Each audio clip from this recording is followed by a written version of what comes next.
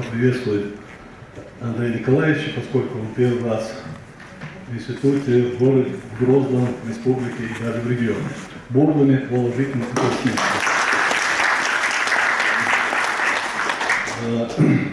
Это второе по счету мероприятие. В январе, вы помните, у нас было в формате онлайн.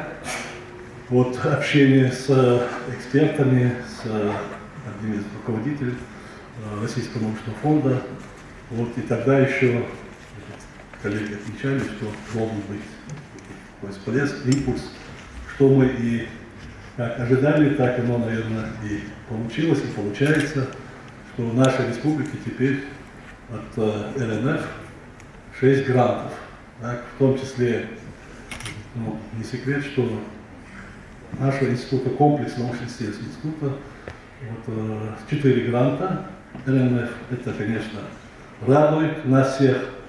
Но одновременно, значит, мы пригласили руководителей научных и образовательных учреждений Чеченской Республики с тем, чтобы поделиться и своим опытом, и чтобы вовлечь больше в этот творческий научный процесс наших коллег для нашей общей задачи, чтобы наука, фундаментальная наука нашей республики развивалась.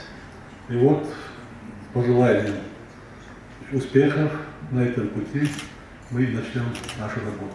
Доставим слово Салгириеву Али Услановичу.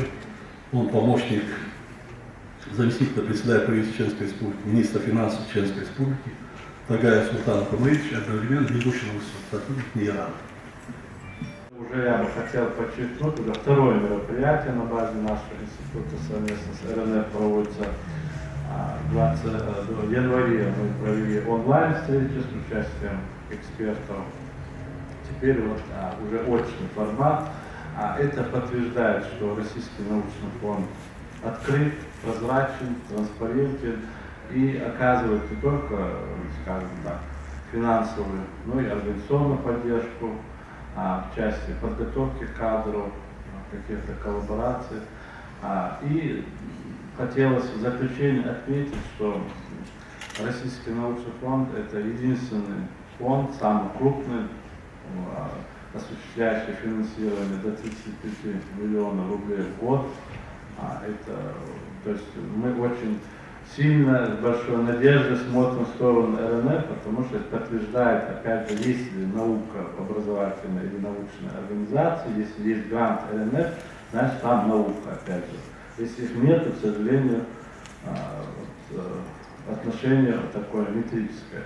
Поэтому у нас 4 гранта из 6, это тоже в одном институте, тоже нас опять же радует, но опять же мы будем их увеличивать. И буквально месяц назад мы тоже выиграли очередной грант, молодой ученый Хава Забураева, мы тоже этому рады.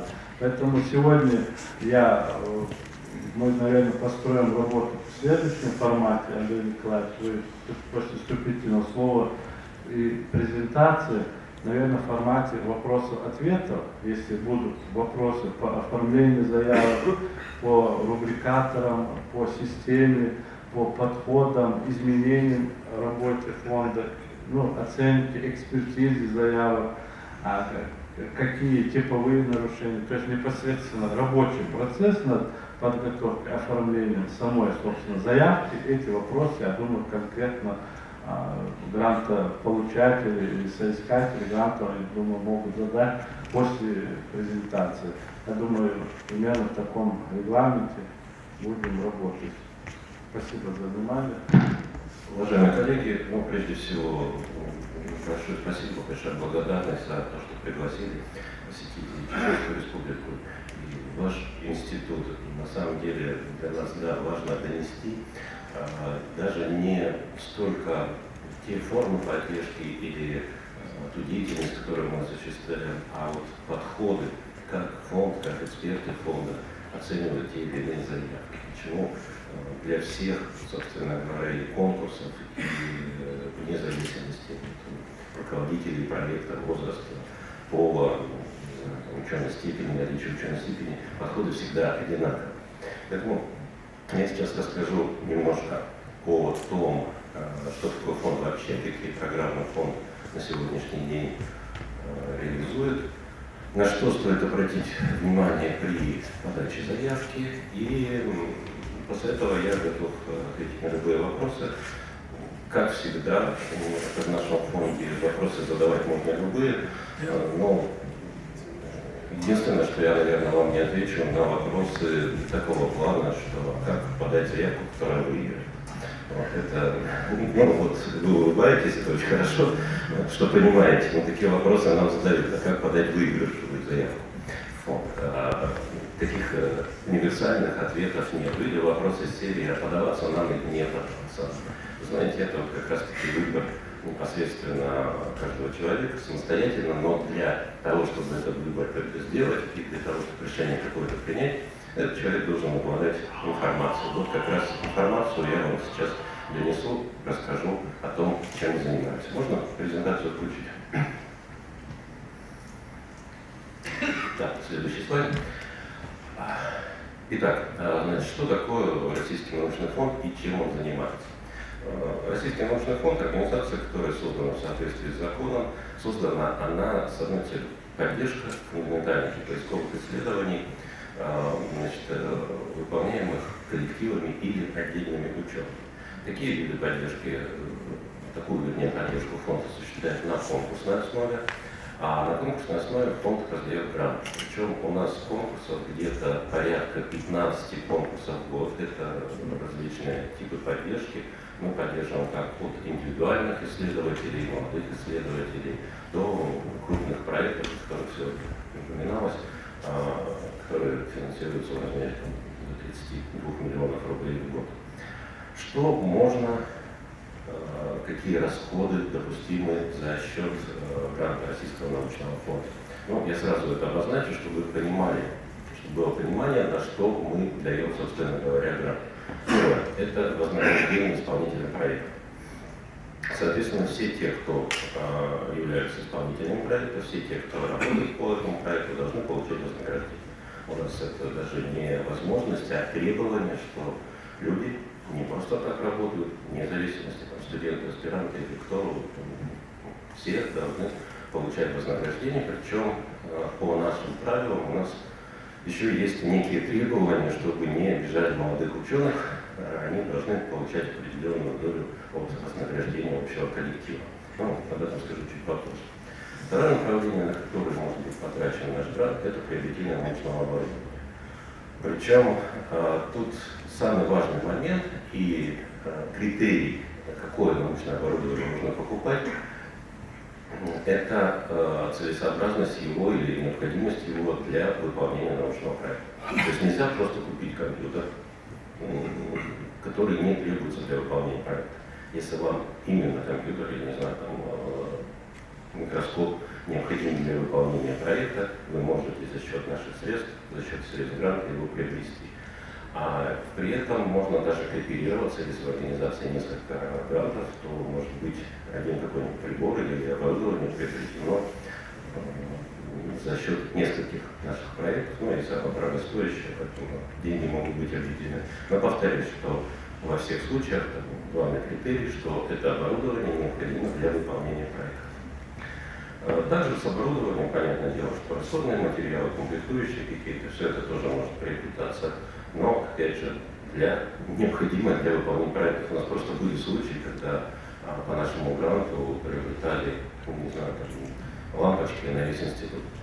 Ну, здорово, конечно, но проект выполняется, даже если так расценивать в одной лаборатории, в одном помещении, приобретают, ну, лампочки, это, может, не самый удачный пример, а вот, скажем, расходные материалы, такие как тонер, картриджи для принтера, которые тоже приобретались на весь институт, но это неправда. Для выполнения проекта, то есть всегда речь идет о выполнении проекта. За наши деньги можно ездить на конференции, на научные мероприятия. Это могут быть полевые исследования, это могут быть какие-то другие выезды, необходимые для выполнения проекта. Но если речь идет о конференциях, то, соответственно, на этой конференции должны быть представлены результаты проекта. То есть человек не просто едет посмотреть, послушать, он представляет результаты проекта. Если мы говорим о каких-то полевых исследованиях, то они тоже должны быть в рамках того проекта, который поддержан. За наши деньги можно оплачивать публикацию научных результатов научных исследований. Публикацию без разницы в любых журналах, российских, зарубежных, всех, которые доступны. Ограничений мы не устанавливаем. Сейчас, когда люди публиковались в зарубежных изданиях, суммы доходили до нескольких тысяч евро. Вот это, как руководитель, если считает необходимым, то нам публикует, мы к этому не придираемся. Это все допустимо в рамках нашего гранта. Ну и есть еще один пункт, это услуги сторонних организаций, когда крупная научно-исследовательская работа, и часть ее, допустим, не может быть выполнена в этой организации или этим коллективом, она может быть заказана у сторонней организации. Правда, есть ограничение, что во всех случаях это не более 30% от суммы выделяемого гранта, но тем не менее такая работа может быть заказана стороннему институту, сторонней научной организации и выполнена на стороне. Будьте добры, следующий слайд.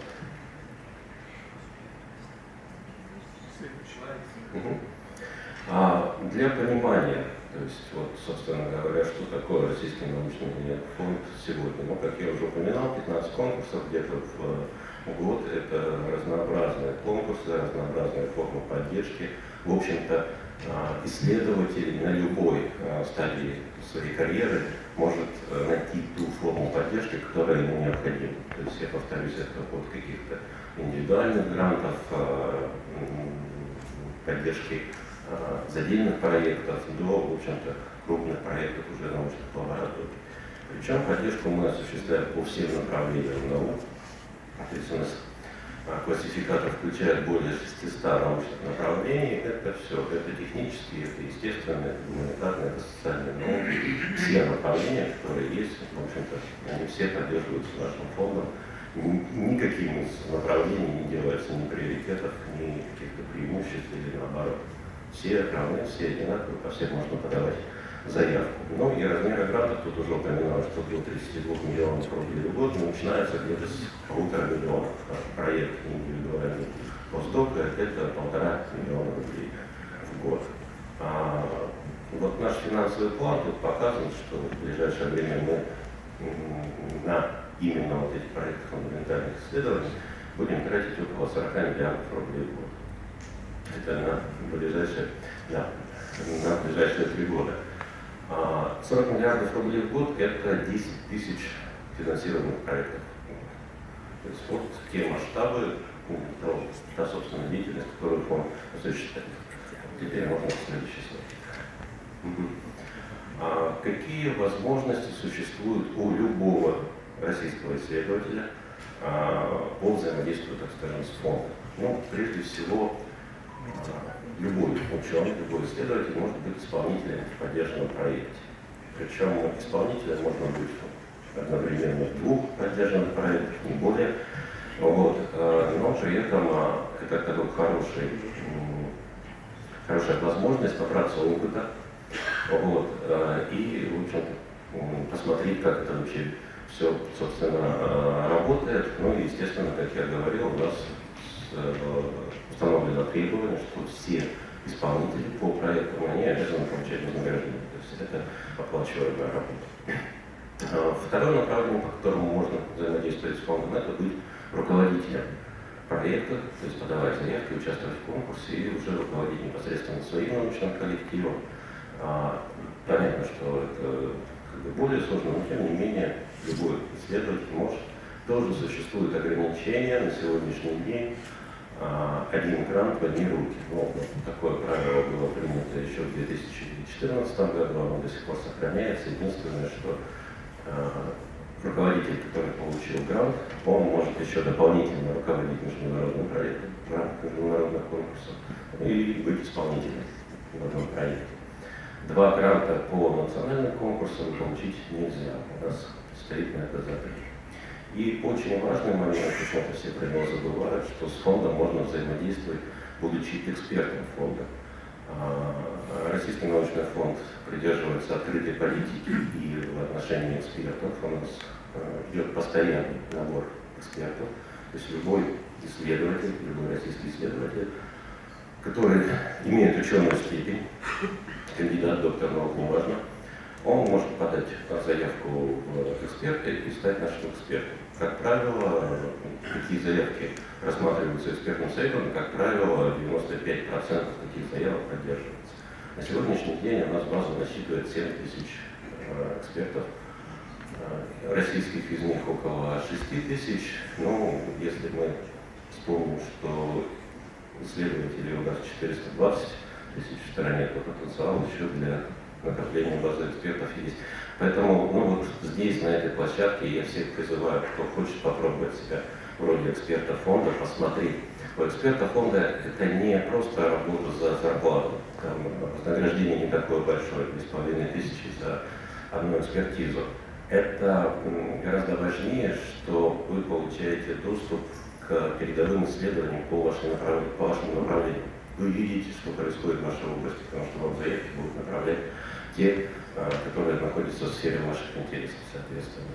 И вы будете видеть, собственно говоря, систему экспертизы изнутри, то есть какие заявки поддерживаются фондом, какие заявки плохо написаны.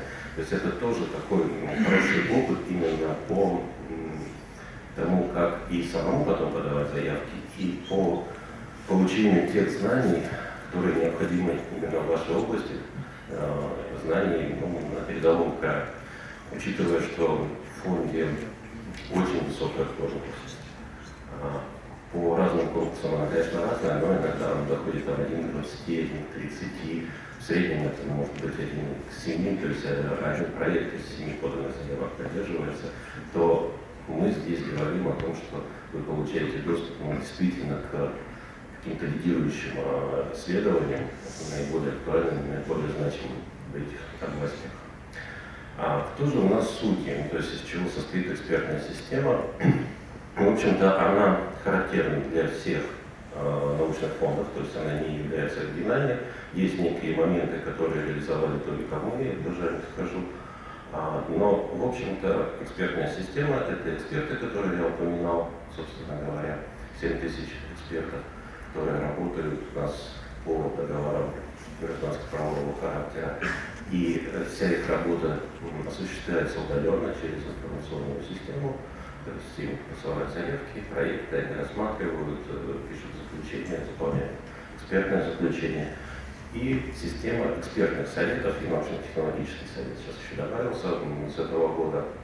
Экспертные советы – это открытые эксперты, так скажем, то есть это те люди, которые принимают итоговые решения. Все решения касательно отбора тех или иных проектов принимаются экспертными советами. Мы, как правление, как чиновники, я участвую как секретарь в совете и не более. Никаких других полномочий у нас нет. Мы можем только принять решение экспертного совета или не принять. То есть мы, по сути дела, ставим штамп на этом решении, что оно принято. Поэтому все решения по поддержке проектов и результатов экспертизы принимаются вашими коллегами. Экспертные советы у нас на сайте на нашем открытом, можно посмотреть пофамильно, кто эти люди, какого уровня это люди. Это все доктора наук, сразу скажу. И вот та новация, которую мы ввели на сегодняшний день, все, наверное, кроме регионального, региональный экспертный совет у нас формируется по представительскому принципу, то есть это для региональных конкурсов, он формируется из представителей регионов. По одному региону в экспертном совете, по одному представителю от региона в экспертном совете. А два других, это экспертный совет по президентской программе и экспертный совет по научным проектам, он формируется на основе выборного принципа. То есть мы предлагаем нашим экспертам, нашим грантополучателям проголосовать за определенных лиц, кого бы они считали необходимым или возможным видеть в качестве тех, кто принимает решения, то есть в качестве членов экспертного совета. Поэтому попасть в члены нашего экспертного совета – это не просто чье-то волевое решение, это определенная воля изъявления того научного сообщества, с которым ты работаешь. Это доверие того научного сообщества, с которым ты работаешь. Попечительский совет, когда утверждает составы экспертных советов, он за все время ни разу не изменил мнение, не изменил результаты голосования и четко следовал тому выбору, который сделали наши ученые, которые сделали наше научное сообщество. Поэтому наши экспертные советы, которые принимают решения, это те люди, которым доверяет научное сообщество. Но научно-технологический совет, он появился с этого года. Нам добавили еще один вид деятельности, это поддержка опытно-конструкторских работ и разработок. Пока это все находится в стадии пилота, но, в общем-то, работает это примерно по тем же принципам. И в конце я пару слов об этом тоже скажу. Следующий слайд, пожалуйста. Во всех конкурсах, которые фонд проводит, есть так называемые общие условия. То есть они могут варьироваться в каких-то числовых, цифровых показателях конкурса, но для всех конкурсов они одинаковые. Вот этот набор, этот базис условий, вы его найдете во всех конкурсных документациях. Ну, прежде всего, так как мы говорим о том, что это конкурсная основа, так как мы говорим о том, что это поддержка лидирующих коллективов, то начинается все с того, что руководитель должен подтвердить свою квалификацию. Мы устанавливаем определенные минимальные требования, на сегодняшний день они связаны с публикационной активностью, причем они не такие большие, для разных конкурсов они разные, есть конкурсы, где за 5 лет надо иметь 3 публикации, за последние 5 лет 5 публикаций, 8 публикаций. Но даже если мы говорим о 8 публикациях, это чуть больше 1 публикации в год получается. То есть никакие уж и, так скажем, сложные, на мой взгляд, эти требования, достаточно средние. А если посмотреть по статистике, то те люди, которые у нас участвуют в конкурсах, и те люди, которые побеждают у нас в конкурсах, они имеют кратное превышение вот этого входного квалификационного барьера. Но требования к руководителям есть во всех конкурсах, и всегда на них надо обращать внимание. Сразу говорю, что с этого года, вернее, с прошлого года мы, как в общем-то, все в стране не используем уже наукометрию, связанную с базами данных Web of Science Scopus. То есть, если раньше у нас привязка была именно к этим 2 базам, и по публикациям мы привязывались к ним, то сейчас речь идет о ведущих научных изданиях, а привязки к Web of Science Scopus нет. Второе требование, которое обязательно, которое необходимо учитывать, особенно когда речь идет уже о поддержанных проектах, о выполнении проектов, обязательно надо на это обращать внимание. У руководителя должны быть трудовые отношения с той организацией, на базе которой выполняется проект. Именно у руководителя, причем на момент реализации проекта. То есть подавать заявку можно даже не будучи сотрудником этой организации, просто договорившись с организацией, что я от вас подам, вы готовы будете меня взять на работу. Но на стадии выполнения проекта, для того, чтобы санкционировать расходование гранта, надо иметь трудовой договор с организацией. Для исполнителей таких требований нет. Исполнители могут работать как по совместительству, вернее, не по совместительству, как по трудовым договорам, так и по гражданско-правовым условиям. Обязательным требованием является отсутствие других источников финансирования проекта. То есть нельзя дважды один и тот же научный проект или одни и те же научные результаты продавать. Либо вы получаете грант под это, либо вы получаете в каком-то другом месте финансирование. Так что одни и те же работы, одни и те же результаты продаются или как бы выдаются за разные деньги, так не работает, но это даже не наши требования, в общем-то, бюджетного кодекса Российской Федерации в отсутствии дублирования финансирования работ. Обязательное участие молодых ученых в реализации проекта. Это тоже требование. Я понимаю, что оно не всегда и не везде может быть реализовано, но тем не менее оно есть. Молодежь надо взращивать, поколение надо воспитывать, знания надо передавать, поэтому у нас во всех конкурсах есть требование, что определенная доля исследователей в коллективе должна быть в возрасте до 39 лет включительно. Ну, как правило, это 50%. Для молодежных конкурсов это 75%, для лабораторий там поменьше, по-моему, на уровне 30%. Но молодежь должна быть. Причем речь идет о исполнителях, тех, кто выполняет проект, и в данный момент. То есть это не значит, что сформировав научный коллектив, вы потом не сможете изменить этот научный коллектив, и, соответственно, вам надо планировать, чтобы людям не исполнилось 39 лет до конца выполнения проекта. Нет.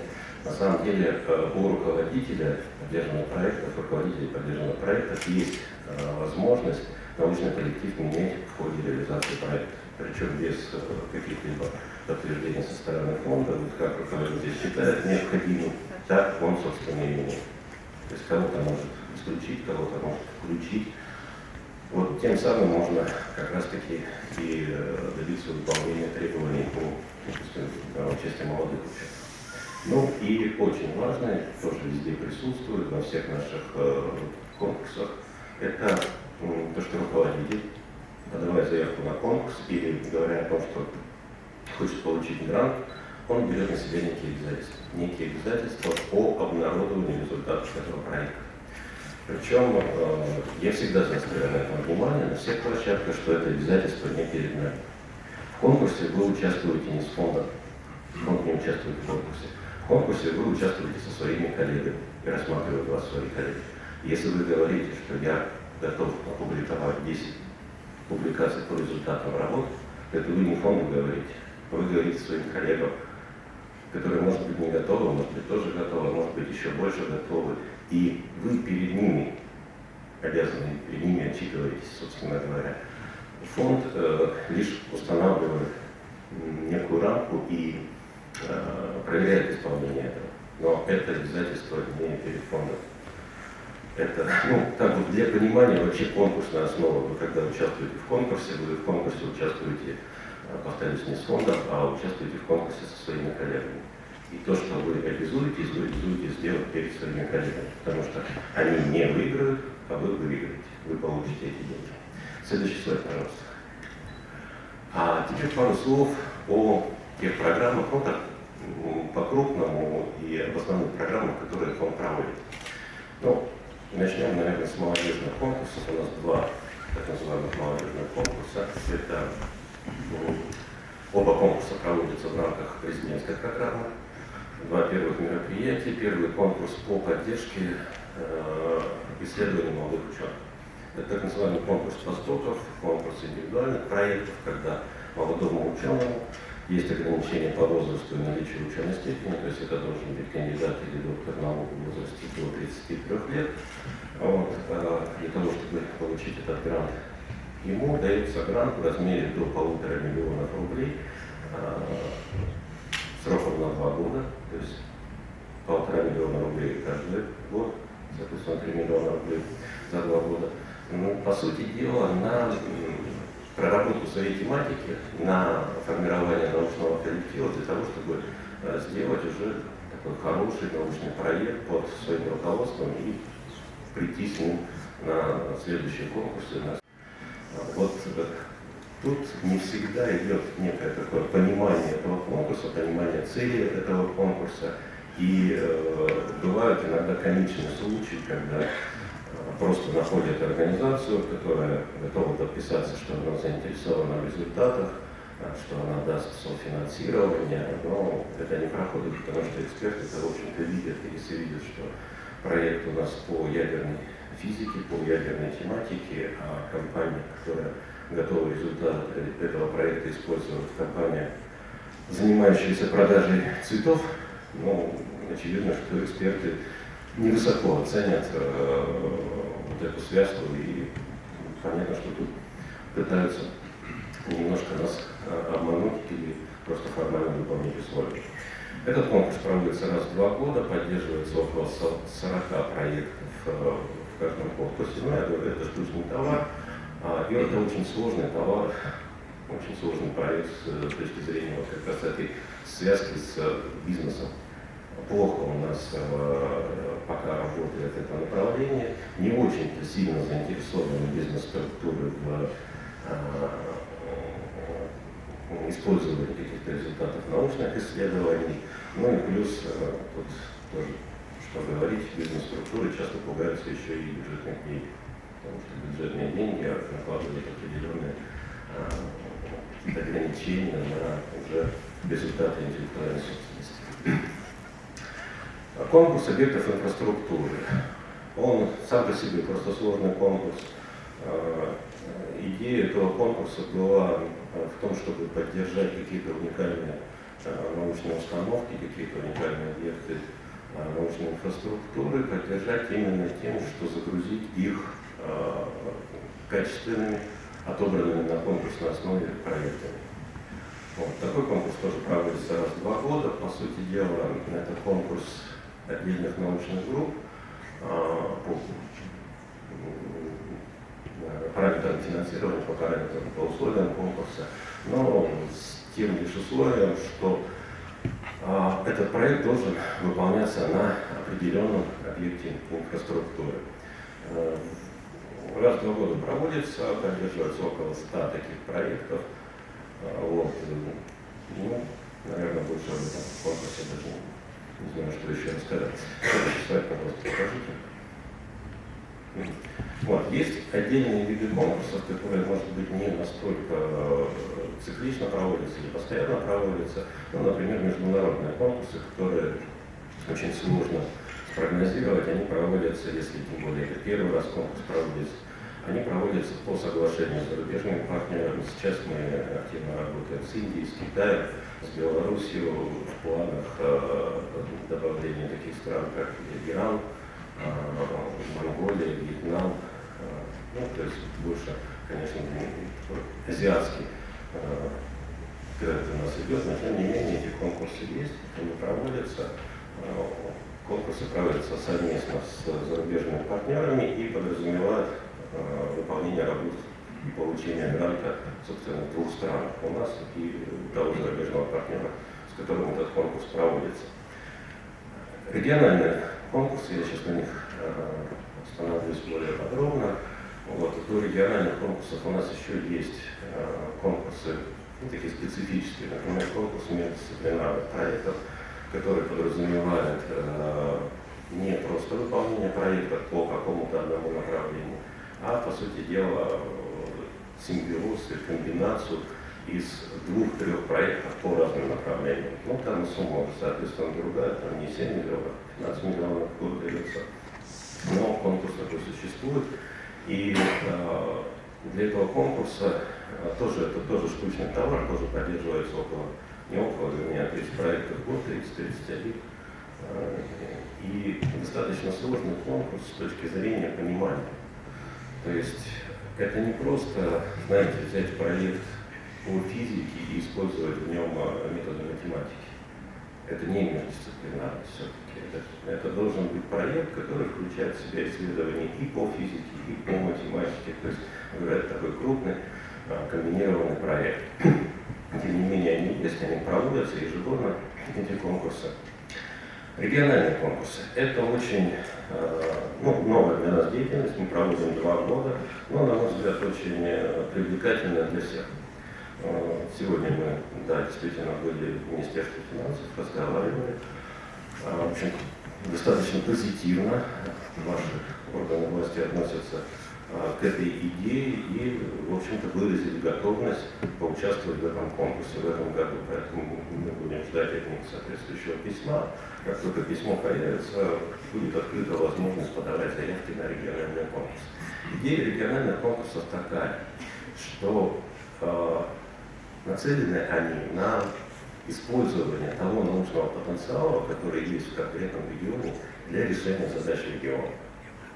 То есть не просто выполнение каких-то фундаментальных исследований, а исследований, которые нацелены на социально-экономическое развитие региона. Это могут быть также разные. Это может быть, у нас есть Кузбасс, который, понятно, по углю, по каким-то таким вещам. Есть у нас Бурятия, которая межконфессиональные вещи исследует и так далее. То есть это тоже могут быть разные направления, и эти направления определяют как раз-таки регион, который говорит, что нам интересно решение вот таких-то задач, каким-то направлениям.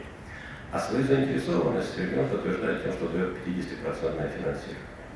Чем же интересен конкурс для ученых региона? Помимо возможности получения поддержки, финансирования, здесь, по сути, проводится конкурс для региона. Ученые региона не конкурируют в этом конкурсе с другими исследователями. То есть рассматриваются только заявки одного региона, внутри региона. На сегодняшний день наш попечительский совет, который определяет финплан, он всегда поддерживает все предложения региона. Если регион выделяет одну сумму, в нашем бюджете выделяется такая же сумма.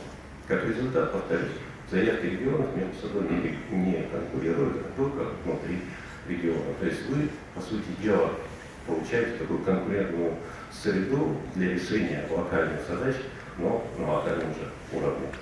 Надеюсь, что и с Чеченской Республикой у нас конкурс этот пройдет. Сейчас мы принимаем как раз таки конкурс объявлен, можете посмотреть на нашем сайте. В разделе конкурсы объявления есть. Пока там Чеченской Республики нету, но, повторюсь, как только придет письмо, она там появится. И появится возможность подачи заявок. Тут достаточно длительный срок подачи заявок, помню, у нас до октября месяца. Вот, так как сначала регионы определяют свои бюджеты, свои возможности, а потом подаются заявки учеными.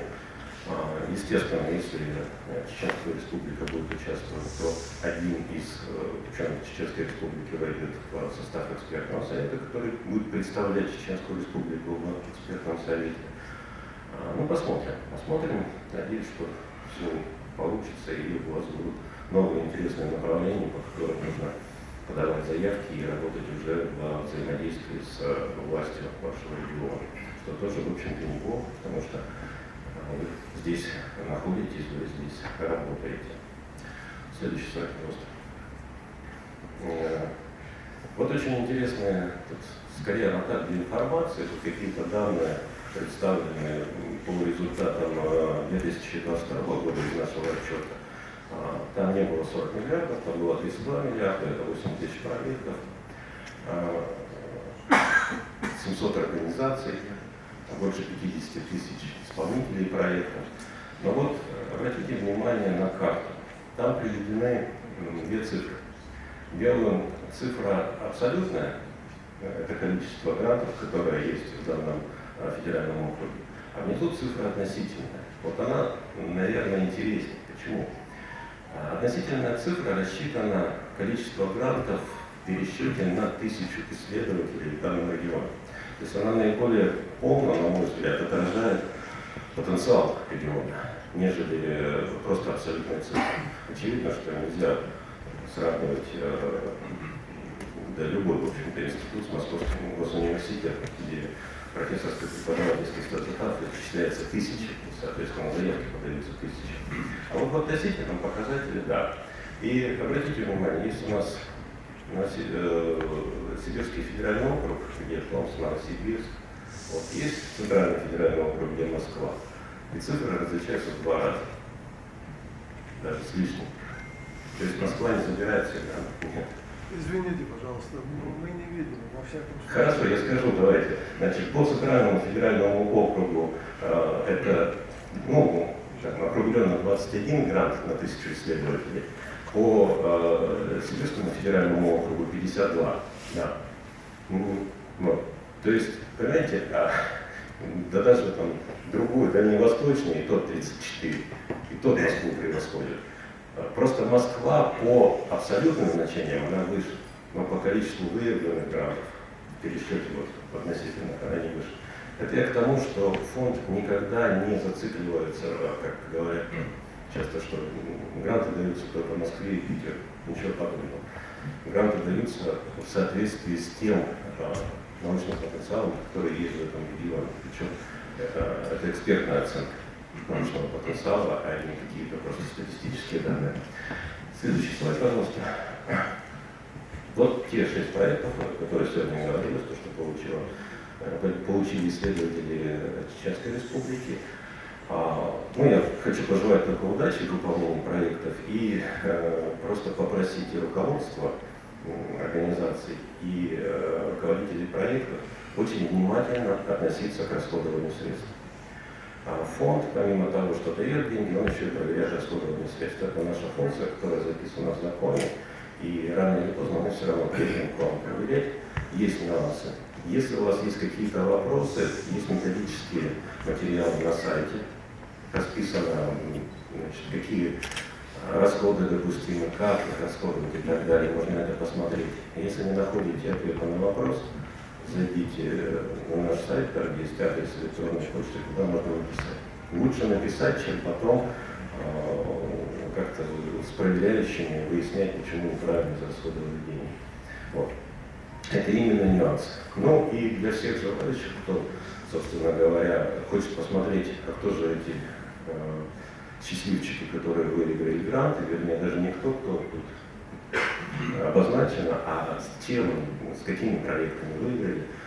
На нашем сайте хранится база проектов, всех поддержанных проектов, то есть можно открыть, как называется, поиск проектов, выбрать Чеченскую Республику, и вам будет показан этот список, номер проекта кликабельный, можно нажать, открыть карточку проекта, там написано то, что руководитель проекта планирует сделать, аннотация проекта, ну и в мире сдачи отчетов там будут появляться еще и отчетный материал.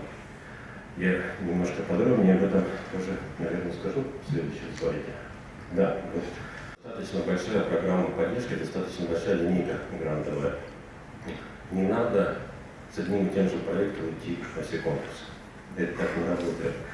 Надо четко понимать, что вот этот проект под этот конкурс, вот под этот конкурс у меня какой-то проект есть. У нас были случаи, вот я упоминал сегодня междисциплинарный конкурс, конкурс междисциплинарных проектов, на который мы однажды получили больше почти 1200 заявок. Ну, даже вот просто из того, что я сказал, что это должен быть такой комплексный проект, который сложный сам по себе, который включает участие представителей нескольких направлений. Вот. Представить, что у нас 1200 таких проектов не берется, это очень сложно. А получилось просто.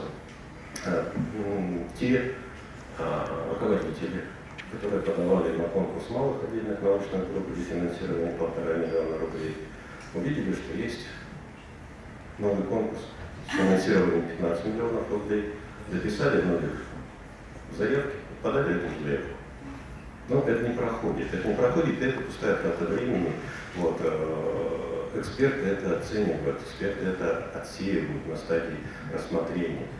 Просто видно, что это не того уровня проект, не туда. Поэтому, когда вы решаете участвовать в конкурсе, вы сначала выберите конкурс, в котором вы хотите участвовать, и по нему работаете, а не из серии того, что у меня есть проект, и я его сейчас подам на конкурс, который вот сейчас идет. Так не работает. На сайте